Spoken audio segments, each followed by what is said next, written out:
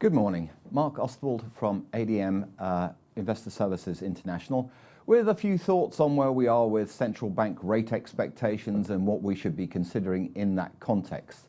Obviously, last week we had the big shock from Mr. Trump in which he threatened to try and solve the immigration row with Mexico via use of trade tariffs. We have that deadline coming up this weekend and we'll see what happens.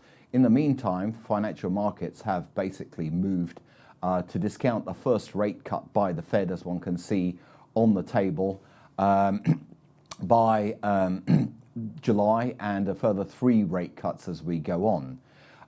Which is understandable in the context that the signals that we're getting on global trade tensions would seem to be very, very negative for the global economic outlook. And with the Bundesbank revising down its economic forecast for Germany this morning very drastically for 2019 to just 0.6 from 1.6 previously, the signals, again, not particularly good. Nevertheless, one always has to consider things in the context of how much distress is there in financial markets. And I think this is really where the important thing is, because if we are going to have 3 rate cuts from the Federal Reserve and 4 by the middle of next year, then there really needs to be some quite concrete signs that there is some distress in the system. So if we have a look at the next chart, which is the 2 10-year spread, I know a lot of people are looking at other spreads which are inverted on the US curve, but this one to me is always the most important. We've actually steepened it up very modestly, but we're still in the broad range that we've been for the past 6 months. So there's no real sign of distress there. If we move on to the next chart, we've got the VIX volatility chart.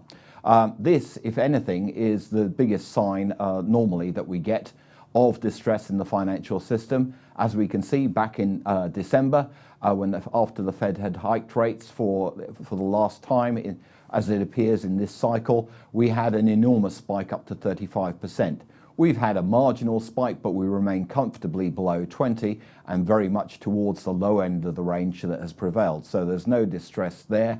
And indeed, it seems, if we judge by the rally that we've seen in equities this week, that there are plenty of people who are more than willing to buy the dip here, or indeed in credit spreads, which also have widened marginally, but only largely because we've seen that fall in US Treasury yields rather than a rise in actual credit yields. So moving on to my next chart, this is the US dollar index, and this is perhaps interesting from the aspect of what we're discounting in terms of Fed rate cuts, because if we were really thinking that the spreads between US interest rates, official rates, and those in the G7 and indeed the emerging markets were going to narrow as substantially as is implied by what the market's discounting for the Fed, then we should start to see the dollar come under some pressure. Eminently, there are questions about other countries, particularly the euro area. We're not looking at a great situation, so it wouldn't necessarily be a charge into that. But one would expect people to be looking at the forward-looking spreads and thinking that there are opportunities both in emerging markets and perhaps in other countries where yields are slightly higher or not that much different from the US. That is clearly not the case.